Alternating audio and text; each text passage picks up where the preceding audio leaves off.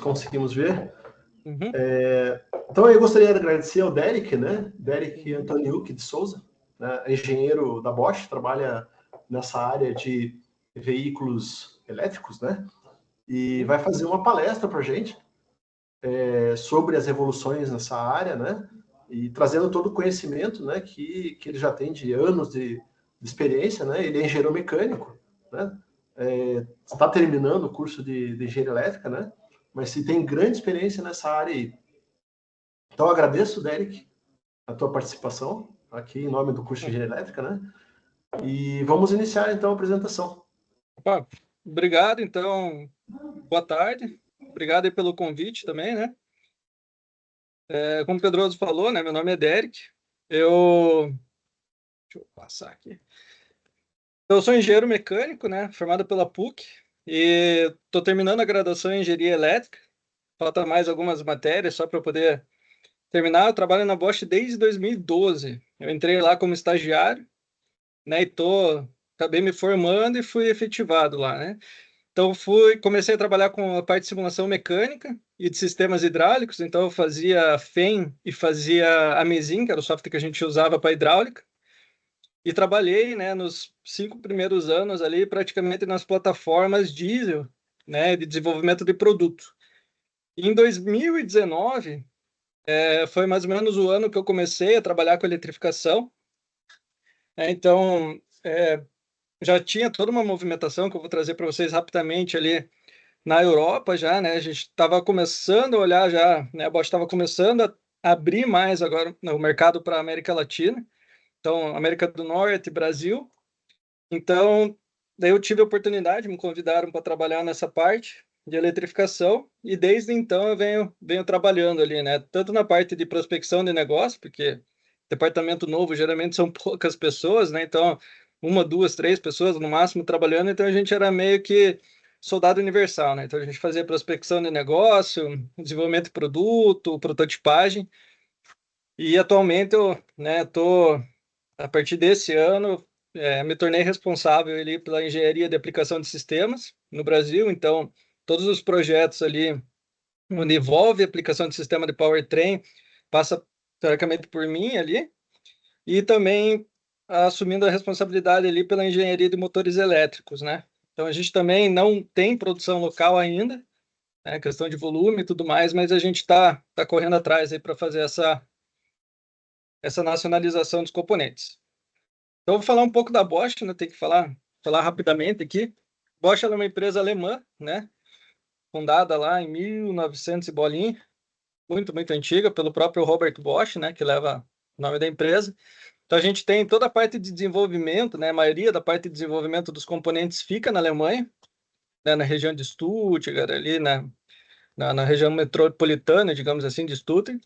Mas a gente tem escritórios, né, de engenharia em vários países do mundo. Não está no mapa aqui, mas agora a gente também entrou nesse mapa aqui com a sede em Campinas, na verdade. Não é Curitiba, mas é em Campinas. Um pouco da história, né, da eletrificação na Bosch. Então, a Bosch começou a trabalhar já com eletrificação lá em 1967. A Bosch sempre teve componentes eletrônicos, aí vocês sabem que a bobina, por exemplo, né, bobina, vela, sempre foi um produto bem famoso da Bosch, mas em 67 começou a se movimentar, né, essa participação ali no mercado da eletrificação, e no decorrer dos anos ali, vários protótipos foram construídos, né, desde um Opel GT lá em 71, né, os veículos BMW ali para os Jogos Olímpicos em 72, e em 73 ali os primeiros trabalhos aí com os veículos híbridos, né? Outro detalhe bem interessante é que as nossas plataformas, elas foram de produtos Bosch, né? Elas foram lançadas em 2010. Então a gente teve os primeiros carros ali da Bosch, né, com componente Bosch sendo lançados, que foi a Touareg e a Cayenne. Além de alguns outros veículos ali com sistemas híbridos que a gente começou a trabalhar, né? Em 2011 saiu o primeiro sistema híbrido mesmo da divisão, né, que eu vou entrar um pouquinho mais em detalhes depois, que foi o Peugeot 3008, né, com motor gerador. de alta tensão, 400 volts. Em 2013, ali, a gente saiu com o primeiro veículo 100% elétrico com powertrain Bosch, que foi a primeira geração do Fiat 500. Em 2016, ali, a gente entrou na terceira geração dos motores elétricos, que são os motores que praticamente estão presentes até hoje. Em 2018, a gente também chegou no marco ali de mais de 1 milhão de carros elétricos e híbridos equipados com os componentes Bosch. Em 2019, a gente entrou, né, com as baterias 48 volts, que eu vou mostrar para vocês depois um pouco do portfólio, e com a terceira geração dos inversores, né? Acho que isso aqui é bem interessante comentar. Em 2020, a gente fez o lançamento do primeiro e-Axle para os veículos 100% elétricos, que eu vou mencionar o que é o e-Axle também. Em 2021, acho que foi uma grande revolução da tecnologia. Vocês, né, acho que a maioria aí, grande parte é engenheiro elétrico, sabe, né, a diferença, né, da eficiência né, da saída ali dos GPTs para os Silicon Carbide, né? Você aumenta bastante a eficiência ali da inversão, né, das tensões no inversor. Então, essa tecnologia aí é uma tecnologia que revolucionou um pouco, né, o mercado aí dos elétricos, podendo aumentar bastante aí a eficiência e a própria potência da eletrônica, né, de inversão.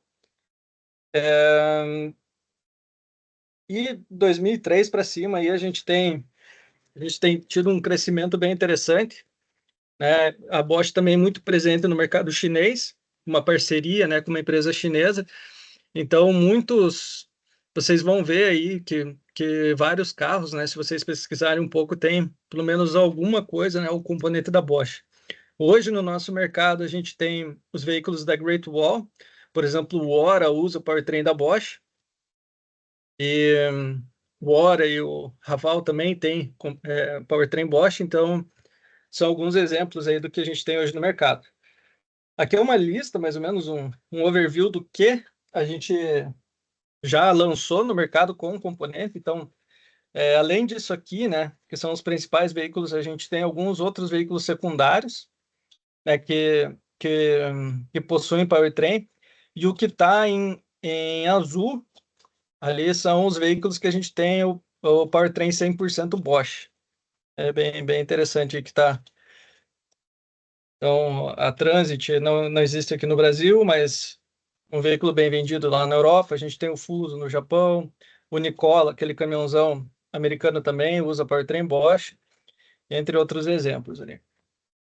Então, dentro da Bosch, qual que é o nosso mindset, né? Então, a gente propõe aplicações e sistemas para diferentes tipos de veículos, né? Então, a gente vai lá desde veículos leves, né? As bicicletas, as motos, mas a gente foca muito em eletromobilidade, né? Tanto para veículo de passeio quanto veículo comercial, onde a gente sempre tenta entregar uma solução completa para o cliente, né? Um sistema completo otimizado ali para a parte de tração. Então, eu vou entrar um pouco agora mais na parte técnica, que é a parte mais legal. Aqui eu fiz um recorte de vários materiais que eu tinha, então pode ser que não esteja um pouco no modelo, mas a ideia é transmitir aqui o máximo de informação nesse curto tempo que a gente tem, né? Então, aqui são os principais componentes que vocês vão ver num veículo elétrico, né? Então, quando você abre um veículo elétrico, na parte de tração elétrica, pelo menos, você sempre vai ter um motor, um inversor, um conversor DC-DC, já vou mostrar por quê, uma bateria com BMS integrado, um carregador, um onboard charger, que a gente chama, um off-board charger, pode ser também, e uma VCU. A VCU é o Vehicle Control Unit, é a unidade de controle veicular. Esses são os principais componentes que você precisa para montar um sistema de um veículo elétrico. Hoje, os veículos elétricos, na parte powertrain, eles são divididos em duas famílias principais. O elétrico, né, o 100% elétrico, que daí você tem um elétrico com o puro elétrico, digamos assim, ou um elétrico, né, tração 100% elétrica, com regeneração, que é o EV Rex, né, o regeneration ali. E daí você tem os veículos híbridos, né? Então você pode ter o híbrido em série, o híbrido paralelo, o híbrido série paralelo ou o axle split, que eu vou, né, mostrar para vocês ali um pouco do conceito deles. Quando a gente fala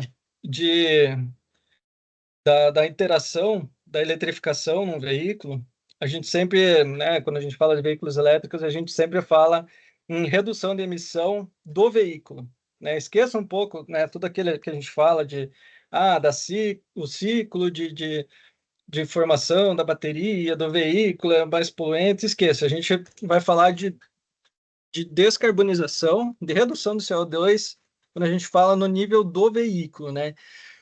Então, a gente tem alguns níveis de eletrificação, né, que começa lá desde o mild hybrid, que seria os veículos de entrada, né, elétricos. Então, você tem alguns exemplos, por exemplo, os novos veículos da Stellantis podem ser considerados o mild hybrid, onde você não tem tração com o sistema híbrido, mas ele trabalha mais como um auxiliar ali ao motor a combustão.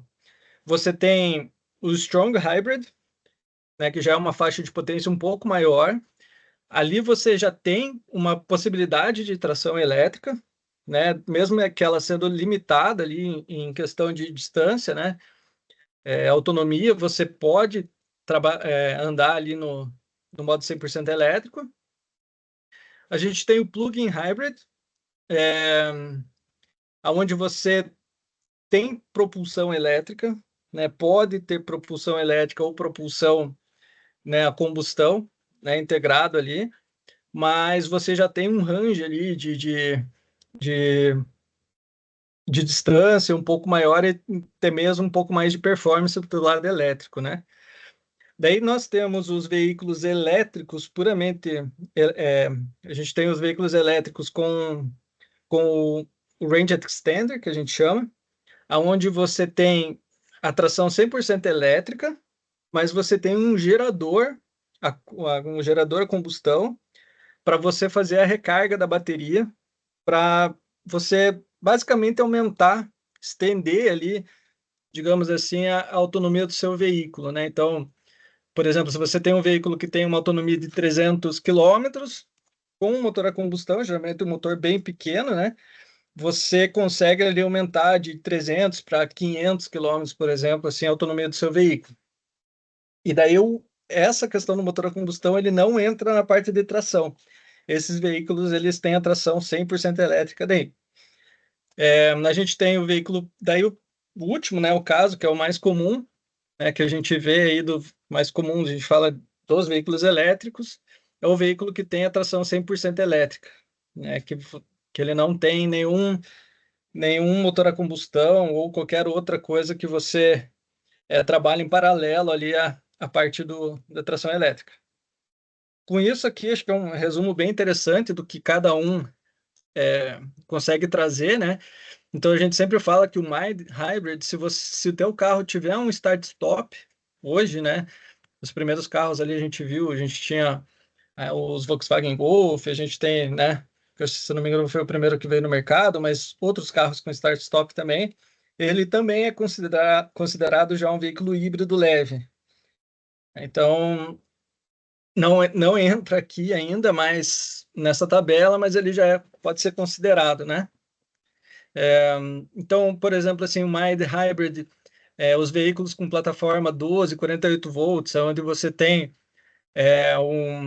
um motor elétrico que substitui o motor de partida ou alternador, ele já entra como um mild hybrid, né? Ele está ligado ali, né, numa topologia que eu já vou mostrar para vocês ali, mas ele já entra como um auxiliar ali para redução de combustível, né? E conforme você vai aumentando o nível de eletrificação, você vai diminuindo ali a emissão de CO2, né? Lembrando que a gente fala assim, mas você está usando um motor a combustão, né, junto para estender a autonomia do seu veículo elétrico, mas você está poluindo com o seu motor a combustão. Mas a gente sempre tem que olhar também as eficiências, né? Então, por exemplo, o sistema elétrico ele possui uma eficiência muito mais elevada, né? A gente fala aí de sistemas com 96% de eficiência, né?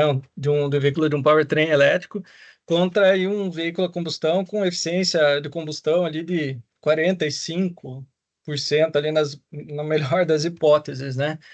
Então, essa diferença de eficiência ali, ele importa bastante ali na questão da redução. E daí, lembrando também que o teu gerador, ele sempre vai trabalhar na faixa ótima de desempenho dele, né?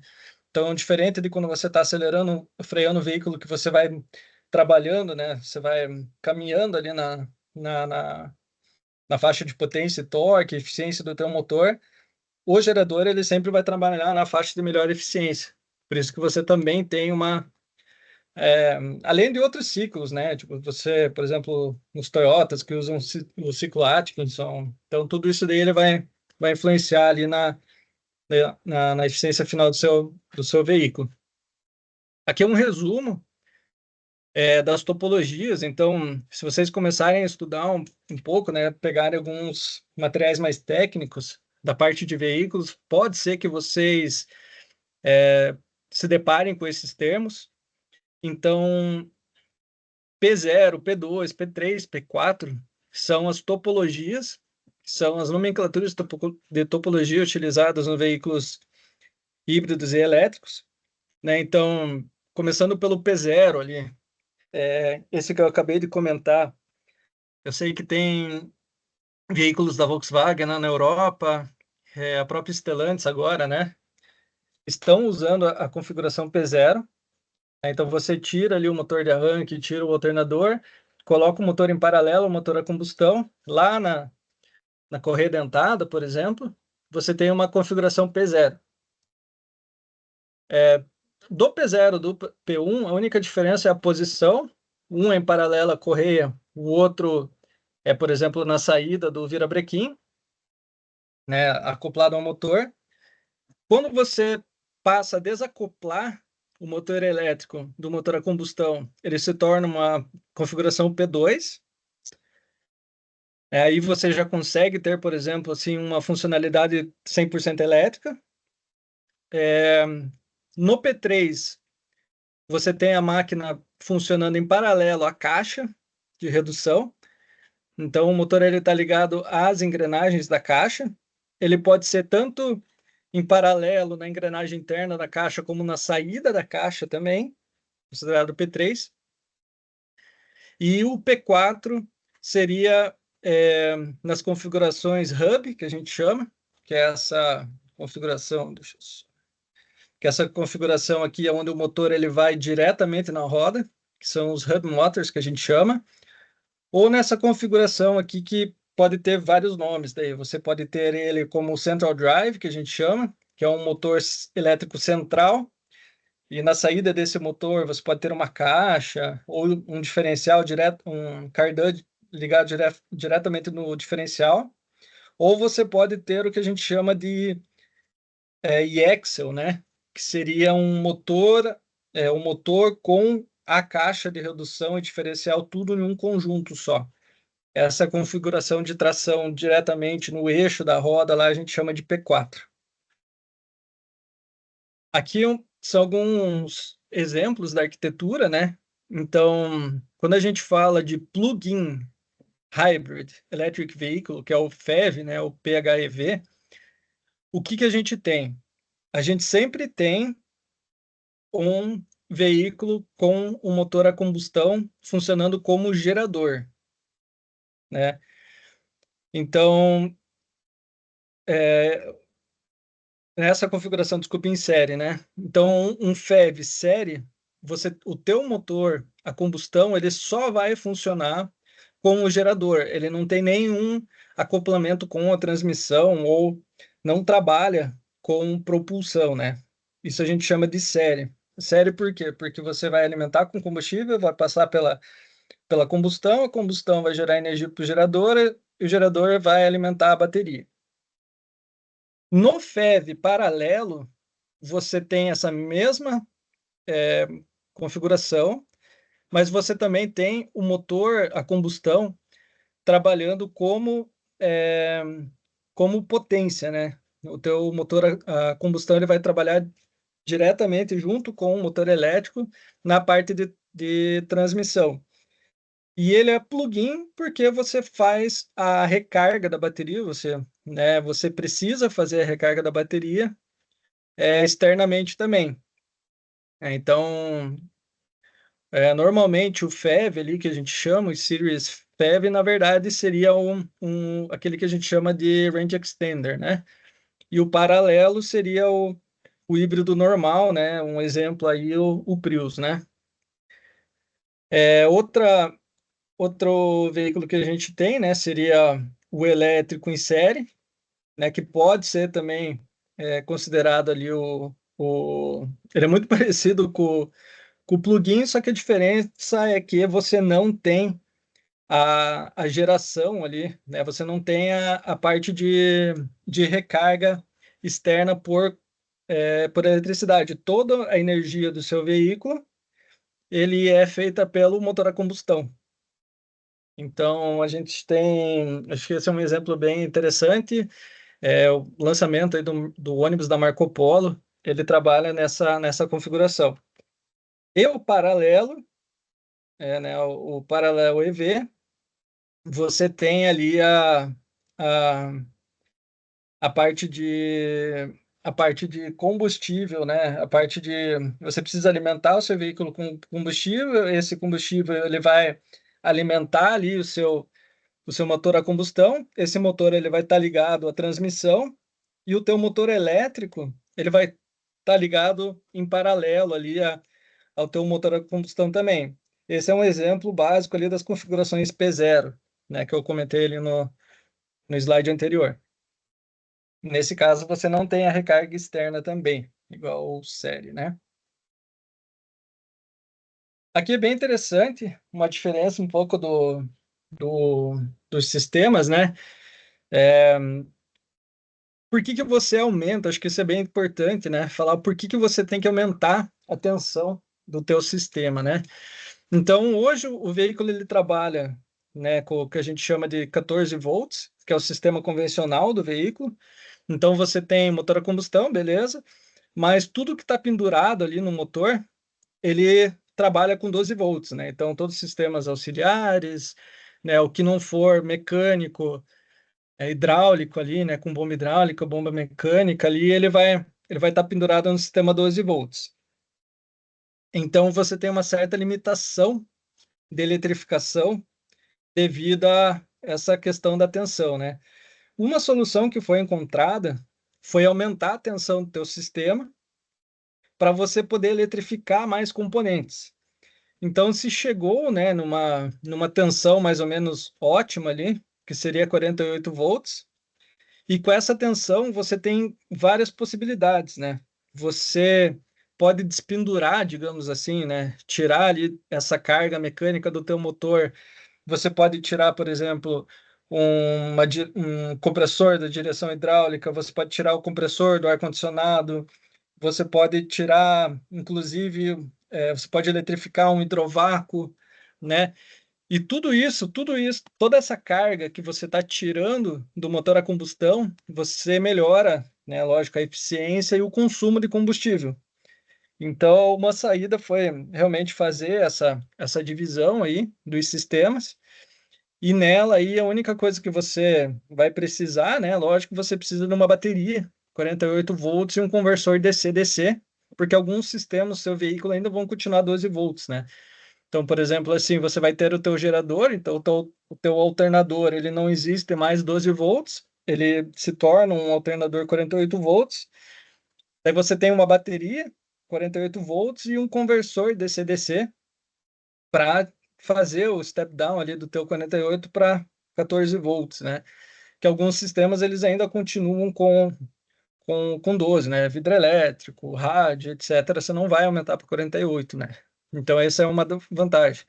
E daí, quando você entra já nos sistemas híbridos e 100% elétrico, é lógico, você não vai aumentar para 48 volts, mas você vai aumentar para 300, 400, 600, 800 volts o teu sistema de tração, né? Porque daí você demanda realmente uma corrente alta, uma energia alta para você conseguir fazer a, a movimentação do seu veículo, né? Então, quanto maior a tensão, a gente sabe que a gente consegue trabalhar com bitolas de fio menores. Você consegue, por exemplo, numa recarga de bateria, adicionar mais corrente de recarga, né? Então, tem algumas vantagens de você ir aumentando a tensão. Desvantagem, custo da bateria, né? Lógico, mas essa é essa é a questão ali de você trabalhar com tensões mais altas. Falando um pouco dos motores utilizados na parte de eletrificação, motor DC, que é o primeiro, né? Você vai ver só em empilhadeira hoje, empilhadeira, carrinho de golfe, coisas desse tipo. Até mesmo assim, algumas motos já estão trabalhando com motores já motores de corrente alternada, né? Então, os tipos mais comuns aqui que vocês vão ver no mercado é o de indução, motor de indução são basicamente os primeiros motores aí que foram lançados na eletrificação. Então, se você pegar os primeiros protótipos aí, até mesmo o Gurgel, a WEG tinha os kits, né, de eletrificação, estavam tudo indo com motor de indução, mas o mercado mesmo, o mercado tem pedido esse tipo de motor aqui, que é o PSM, que a gente chama, que são os motores de imã permanente, síncronos de imã permanente, né? São os motores hoje com melhor tecnologia e que tem a melhor ali desempenho, né? Um exemplo básico, né? Por exemplo, os primeiros modelos Tesla vieram com motores de indução, lógico, eram motores de alta eficiência do que era comparado no mercado, mas mesmo assim, com a queda, né, do preço dos ímãs permanentes, né, os ímãs de terra rara, ele deu uma caída no preço, então a própria Tesla ali mudou, né, para os motores síncronos de ímã permanente. Existe alguma coisa aqui com o PSRM, né?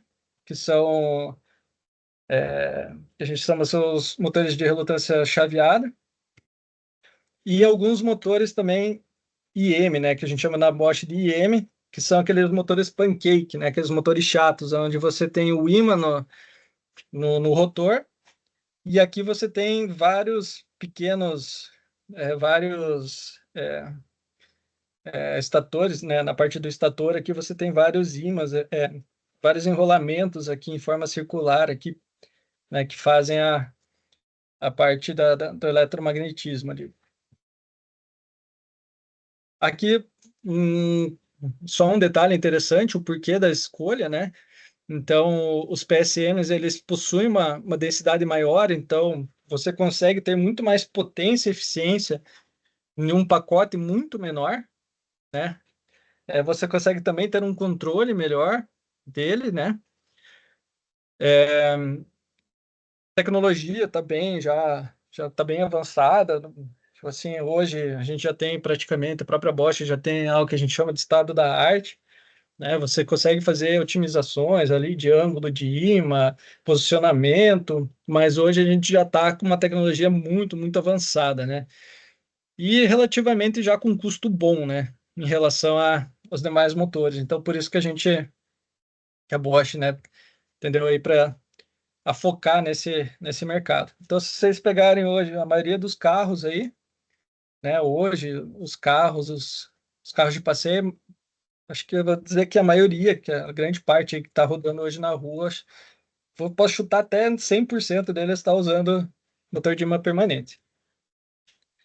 Vou falar um pouco de bateria, esse é um assunto bem legal, bem polêmico, vou trazer um pouco rápido, mas basicamente a bateria do veículo elétrico hoje, ela a maioria dos carros que você for ver, veículo de passeio, a bateria ela funciona hoje como como um pacote estrutural também, né?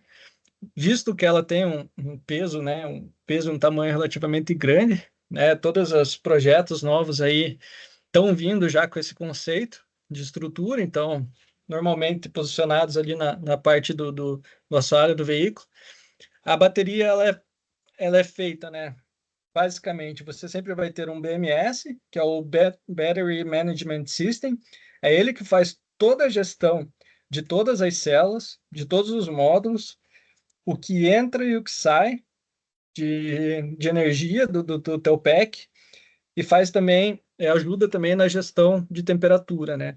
Então, hoje, se vocês forem ver, né, a maioria dos carros aí mais novos, elas têm baterias refrigeradas, pode ser a água, a água não, né, mas a fluido refrigerante, mas também pode ter ali um refrigerado, por exemplo, a gás, né? No sistema, por exemplo, o BYD, ele usa um sistema é o mesmo sistema do ar-condicionado, né? Aquele gás do ar-condicionado, ele faz essa circulação dentro da bateria também. É um jeito um pouco mais eficiente, né, de você baixar a temperatura dentro.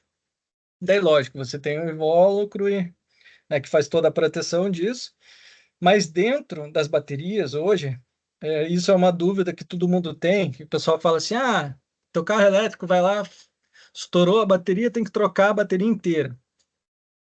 Hoje é feito isso, uma por questão de garantia, né, pô, a maioria dos carros estão na garantia ainda, então se houver um problema na bateria, eles fazem a troca completa, que é mais fácil. Mas o certo, né, e o que as pessoas têm feito nos outros países, né, América do Norte, na Europa, é realmente você fazer a manutenção dos módulos, né? Então, se você for ver, por exemplo, uma bateria ali uma bateria de 400 volts, 500 volts, vão ter, por exemplo, sei lá, 120 módulos desse dentro do sistema.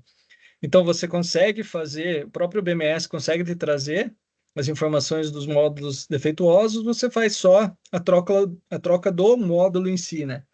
Então, é um jeito mais fácil aí de você fazer a manutenção e muito mais barato. Ainda não é comum aqui no Brasil, mas eu acredito que nos próximos anos, aí, a hora que esses veículos começarem a sair da garantia, né? Vai ter bastante empresa aí já fazendo esse tipo de manutenção. Isso aqui é bem, bem legal mesmo. Para vocês terem uma ideia assim das tecnologias que são usadas de bateria hoje.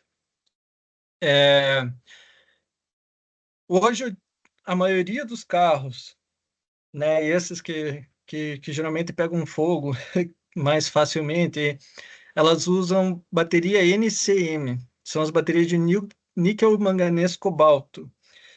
Essas baterias, elas são as mais comuns, né, a maioria dos carros aí que, que né, então utilizam esse tipo de bateria, porque ela possui uma densidade energética muito alta, né? Então você consegue armazenar muito mais energia dentro de um pack pequeno de bateria, né? Então um dos maiores problemas, você sabe, do veículo elétrico realmente é o peso, né? O tamanho, o peso do pack. Então eles acabam usando essa esse tipo de tecnologia. Mas existe um segundo tipo de tecnologia, que é LFP, que é a lítio fosfato, que são as baterias, por exemplo, que a BYD está trazendo, né, aquela Blade e tudo mais. E essa bateria ela é muito mais segura do que a níquel manganês cobalto.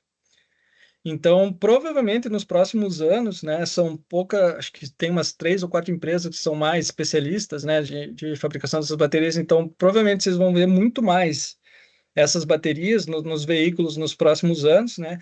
A BYD é um exemplo dela. Hoje a BYD já está vendendo para Tesla e para Toyota, né? Essa bateria. O único problema dela é que ela tem uma densidade mais baixa de energia, ou seja, você precisa de um pack maior para ter a mesma potência, né? A mesma densidade de potência ali do que uma NCM. Só que ela tem uma questão muito boa, que é a questão de segurança, né? Ela trabalha com temperaturas mais baixas, né? Então, o risco de incêndio, o risco de alguma falha por temperatura, ela é menor.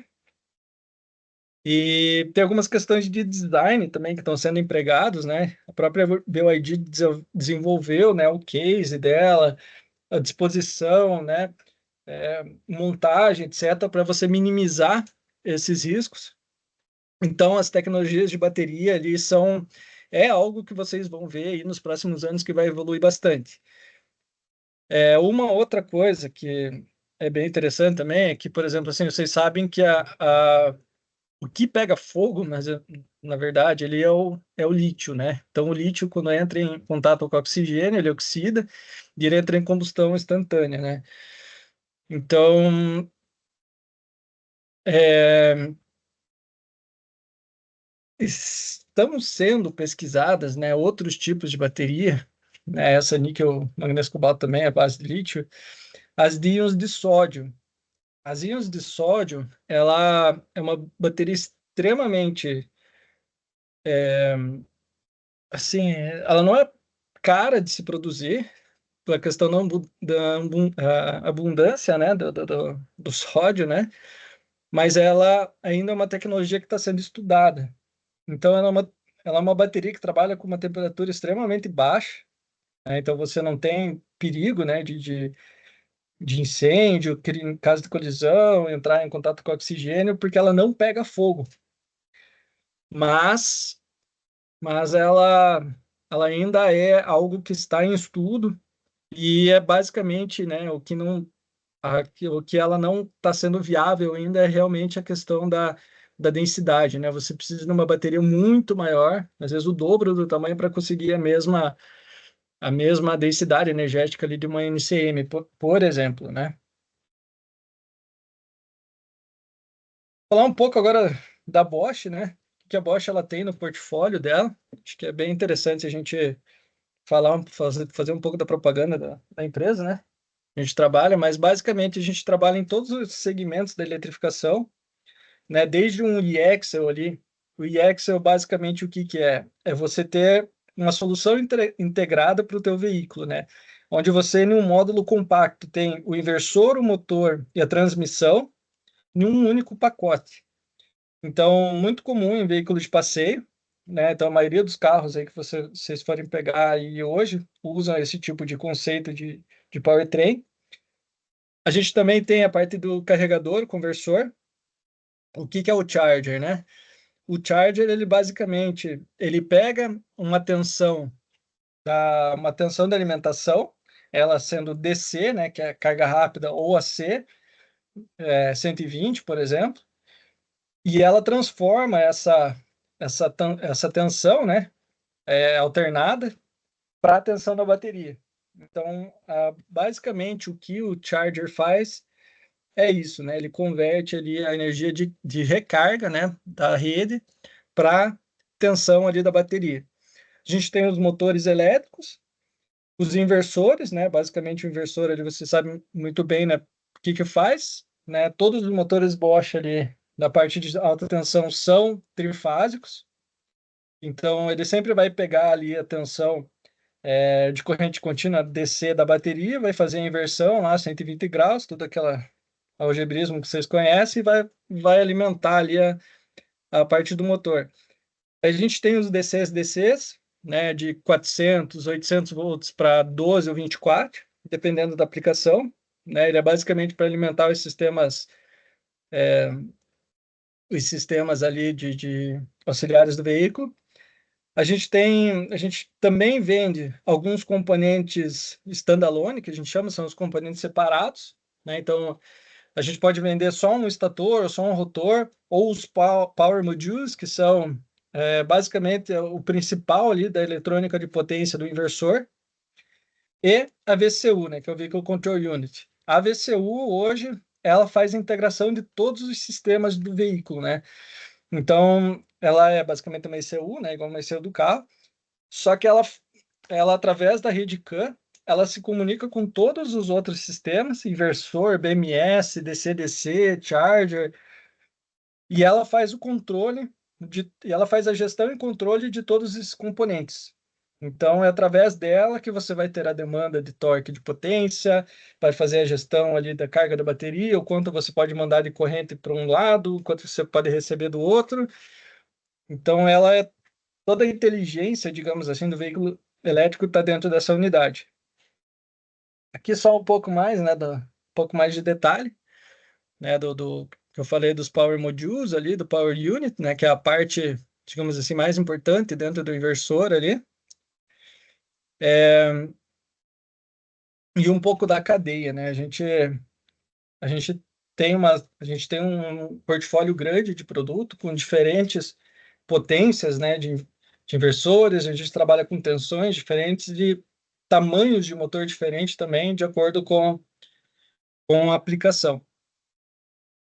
Hoje a gente está falando ali, se a gente pegar um conjunto ali, inversor e motor, a gente trabalhando com silicon carbide, com toda a lógica de inversão, né, que a gente trabalha ali com SSPWM, é bem interessante. A gente acaba trabalhando a Bosch dentro do mapa de performance, né, do motor. A gente não usa só um método de inversão, né?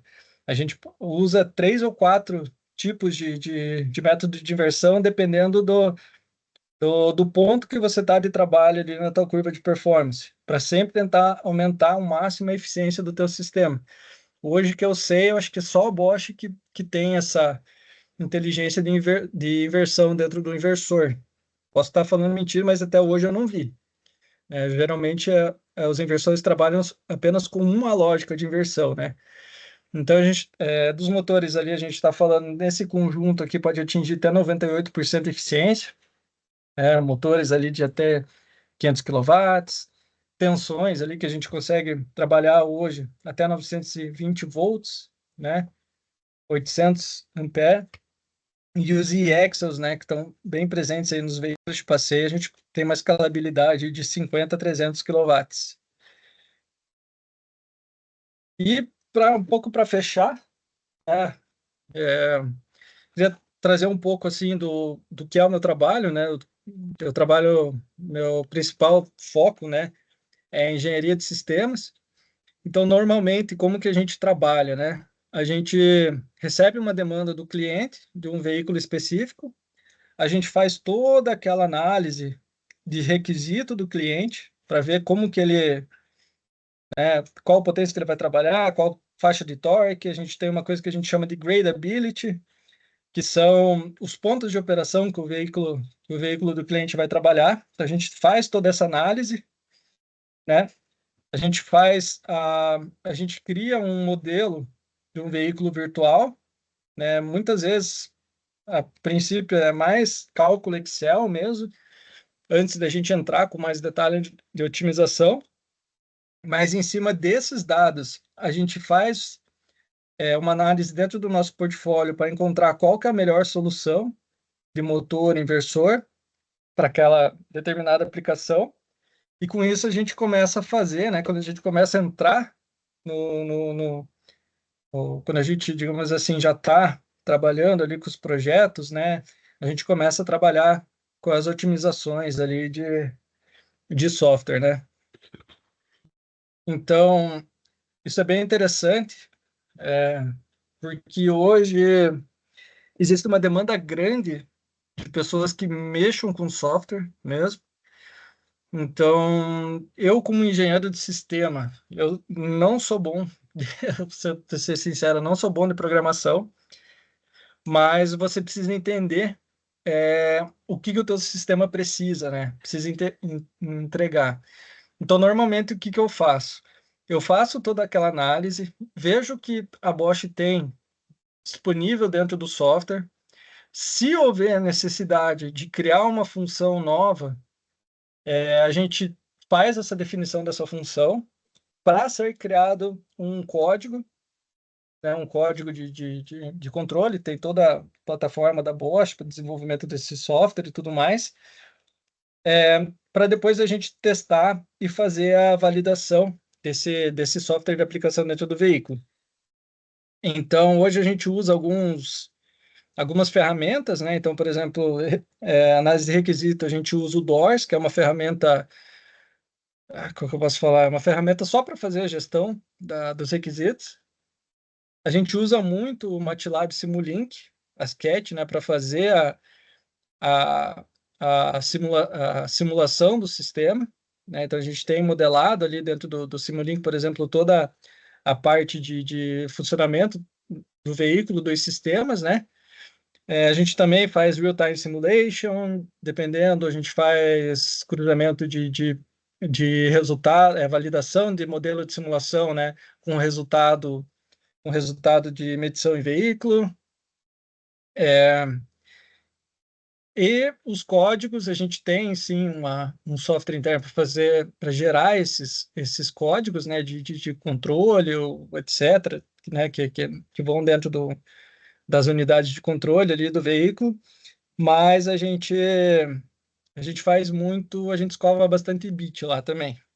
Tem a pesada lá que escova bit, faz a escrita desse código para a gente. Por exemplo, só para a gente fechar aqui, alguns exemplos assim, né, de projetos que a gente fez. A gente finalizou esse ano a gente montou um bug junto com o pessoal do Senai ali, do Centro de Mobilidade ali né, que é pertinho de vocês ali no Centro das Indústrias ali, junto com a ITO, junto com a EION, a gente montou um bug com o nosso powertrain, aonde a gente, junto com o TIC de Londrina, que é uma divisão ali do Senai, a gente não usou o software da Bosch, né? A gente não usou o software base da Bosch, mas a gente criou um software novo de controle. Então, todas as funções ali de controle do veículo, né? Onde a gente pega ali posição do pedal, até, né? Da posição do pedal até chegar ali na função de definição de torque, né? Que é como a Bosch trabalha, com definição de torque. A gente escreveu, né, a gente desenhou e escreveu o código do zero, né? Então, a gente fez a definição dos sistemas, a definição da operação dos sistemas, escreveu, né, todo o código até a gente testar o veículo na bancada. Então, cara, é uma coisa muito legal, assim, você participar, assim, da concepção do veículo, né? Então, existiu ali uma parte mecânica, né, de montar, adaptar ali mecanicamente o powertrain. A gente fez a definição da bateria, os cálculos de carga, descarga, e fez os testes nas bancadas lá de bateria também, mas a gente conseguiu montar o veículo e com o nosso software a gente conseguiu fazer a ativação e operação do veículo em cima do dinamômetro, né, usando as baterias que a gente montou. Então, assim, a gente montou realmente um carro do zero, né? A gente fez toda a análise de dinâmica, a gente comparou com um veículo com B8 de Dolphin para ver a questão de desempenho e tudo mais. E então, isso é uma parte legal assim do trabalho da eletrificação hoje, né? Pelo menos dentro da Bosch, onde a gente está tendo a oportunidade, né, de ir desde a concepção até a prototipagem, né? E inclusive até, né, os possíveis clientes finais aí. Então, acho que é isso. Não sei se ficou. Acho que agora abre para pergunta. Não sei como que. Oi, Derek. Oi. Então, obrigado aí pela palestra, né? Uhum, É bom ver, né, assim, a engenharia, né, que a Bosch está fazendo aí nos seus vários produtos, né? Bacana saber uhum, que em Curitiba, né, tem essas atividades, né? Também foi muito bom aí aprender, né, as várias uhum, configurações de motores e tal, né? E legal uhum, saber, né, ali você falou, né, da necessidade, né, de ter essa interdisciplinariedade, né? Então, uhum, desde a parte mecânica, efetivamente, né, o projeto mecânico, uhum, desde a engenharia de software, né, por uhum, trás, testes, a eletrônica, né? Então, ou seja, hoje uhum, o mundo ele é muito multidisciplinar, né? O nosso mundo uhum. da engenharia, né? Muito legal isso daí, né? Eu acho que a gente pode até abrir para algumas perguntas, mas num tempo curto, né? Uhum. Alguém gostaria de fazer alguma pergunta dos alunos que estão participando? Eu tenho uma pergunta, né? 48 volts, 48 Uhum. volts, né? Aham. Tá no limite do que é perigoso, né? Então, Uhum. o pessoal pensa, porque senão eu vi ali que tem uma alternativa que é alta voltagem, né, no motor, né? Isso.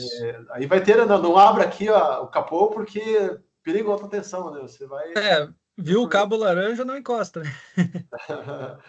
E o pessoal É, pensa nisso? Como é que tá, sabe? então, isso é um ponto que eu não trouxe, mas existem algumas normas de segurança, né? A gente fala da ISO 26262, né, que é a parte do safety, né, do veículo, tem algumas ISOs ali de instalações elétricas que estão sendo escritas ainda, né, transcritas aí para o nosso mercado, mas realmente o 48 a gente fala assim que é o limite ali para não ser perigoso, sabe? Por exemplo, assim, a gente montou, o primeiro carrinho que eu montei aqui foi a gente comprou um veículo da Hightech, não sei se vocês conhecem, aqui é de Curitiba, daí a gente tirou o powertrain deles, que era 96, não, 72 volts, e montou um nosso 48 volts, né? E isso foi bem legal também, a gente fez todo o projeto mecânico, calibração, serviu como uma escola pra gente, né? Mas é isso que você fala, assim, com 48 volts ainda você não tem o perigo de morrer, né? De levar um choque e morrer. Mas também não sei, assim, tem uma história por trás do 48 volts que falaram uma vez que, tipo assim, tentaram 36, tentaram 60, mas descobriram que o 48 volts para esse sistema era o melhor. Assim, teoricamente, né? Se ele conseguir Uhum. colocar uma tensão maior, é melhor, né? Mas Isso. agora tem esse problema, né? De você ter alta Uhum. tensão ali no, embaixo do capô, né? É, E daí alguém, sei lá, vamos supor uma pessoa toda molhada vai encostar no. Ou com uma ferida e tal, já 48 vezes que já pode dar problema, né? a gente fala assim que o 48 volts dá choque, lógico. Você vai levar o choque. Mas digamos que você não morre. Mas acima disso, acho que se eu não me engano, acima de 72, né? No DC ali, dependendo, já começa a se tornar bem perigoso, né? Inclusive, uma recomendação, crianças, por favor, não, se vocês verem um carro elétrico, não vão meter a mão lá, que vocês podem morrer. E realmente, hoje a gente tá numa questão assim bem crítica, né, dentro de até mesmo de clientes e tudo mais, na parte de capacitação das pessoas para trabalhar com o veículo elétrico, né? Então, por exemplo, assim, a gente fez a desmontagem já de alguns veículos elétricos, né? E existe todo um procedimento técnico que você precisa fazer para poder fazer uma manutenção no sistema de alta tensão. Né? Lógico, não, você vai trocar um pneu, mexer numa suspensão, alguma coisa assim, não tem perigo. Mas se você começar a mexer nos componentes onde vão os cabos laranja ali, existe todo um procedimento para ser feito para você não correr o risco, né? E isso é algumas coisas assim que são poucas as pessoas que são capacitadas aqui no Brasil hoje, treinadas para trabalhar com esse tipo de manutenção também. Então, inclusive na Bosch ali, eu fiz o treinamento fora, não fui capacitado no Brasil, mas tipo, eu tenho um conhecimento mais ou menos do que deve ser feito, mas você precisa fazer todo um descomissionamento, né, da bateria, desativação, alguns check-ups de segurança, tudo para evitar o choque de alta tensão, porque realmente ali, cara, Sim, machuca, mata. e no outro assunto, né, eu vi ali Uhum, que todos os componentes ali que você falou, ele, né, que a Bosch trabalha, né, uhum. estão interligados em rede, né, com rede CAN. Isso. É só a rede CAN que a Bosch está suportando ou tem alguma outra tecnologia de rede tempo real, né? Hum, Como é que a por Bosch enquanto, está?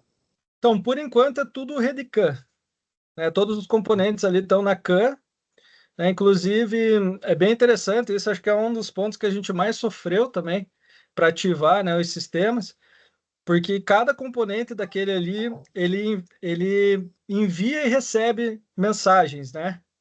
Então tem baud rate específico, tem checksum ali, que é o que ferra a gente, às vezes, para fazer, né, Aham. a configuração, mas todos os componentes ali, eles trabalham com emissão e recepção de IDs, né, dentro da rede CAN. Então, hoje basicamente é só, eu não vou lembrar, é J1939. Eu não vou Então lembrar qual que é o... dentro do CAN já tem vários protocolos é, de aplicação já padronizados, né? isso. A Bosch está trabalhando com esses protocolos de aplicação padronizados ou está desenvolvendo o seu próprio protocolo? Não, é padrão. É padrão mesmo. Por isso que eu falei, se eu não me engano, é o J alguma coisa lá, que é o que a gente tem usado. É o mesmo do veículo a combustão, se você for ver lá. Você pegar um módulo Bosch, mas se é o Bosch que trabalha com a CAN lá, você vai ver que é o mesmo padrão ali de comunicação. Daí a única coisa é que às vezes tem mais de um canal, né? É a única coisa assim que às vezes você tem muitos componentes ali, você pode ter 3, 4 canais assim de comunicação trabalhando. Para dar oportunidade daí de fazer prioridades diferentes e tal, né? Isso. Dependendo do tipo da mensagem, né? Tem mensagens ali que são críticas, tem mensagens, né, são menos críticas, deve ser para isso, né? Por exemplo, assim, se você for ver a demanda, por exemplo, a VCU, quando você pisa no pedal lá, você tem a VCU comunicando com o inversor, né? Então, assim, quando você pisa lá no pedal, que ele dá uma demanda de torque, ele tem toda uma lógica por trás, né? Então, ele pega nível de tensão da bateria, que também está na CAN, e ele manda um sinal pela CAN para o inversor acelerar. Então, tipo assim, ele é um... então, a demanda de torque, ele vai mandar o sinal... E é crítico, né? É uma mensagem que tem que chegar rápido, né? Isso. Então, esse tipo de mensagem tem que rolar com uma prioridade alta, né? Isso. Então, Mas... bacana. Mas legal, Derek. Então, eu acho que vamos encerrar, então, né? Agradecer você mais uma vez, né? Pela disponibilidade, né? E pelas explicações aí. Pouco tempo, é que tem tanta coisa a falar, mas mas pouco tempo, né? É o pílula do conhecimento, né? Aí é para estimular também o pessoal a buscar mais conhecimento na área, né?